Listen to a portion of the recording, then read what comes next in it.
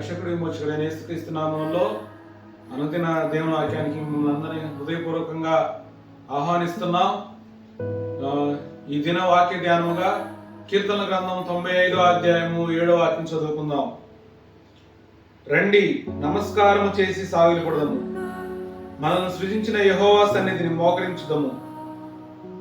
నేడు మీరు ఆయన మాటను అంగీకరించిన ఎడల ఎంత మేలు. దేవుడు ఈ వాక్యం మన వెనుకలో ఫలింపచేయునుగాక. ఆమేన్. ఆశీర్వాదాలు కావాలి, ఈ లోక సంబంధమైన ఈవులన్నీ కావాలి. మనకు అర్థమయ్యే భాషలో మన పిల్లలకి మన దగ్గర నుంచి చాక్లెట్లు కావాలి, బిస్కెట్లు కావాలి, లేకపోతే వాళ్ళకి చూచిన దాంట్లో ఏది ఇష్టమో అది కావాలి. కానీ మన మాట మాత్రం వినరు. అరే గొడవ చేయొద్దురా అంటే గొడవ చేయకుండా ఉండరు. చిన్న ఎగ్జాంపుల్ అన్నమాట.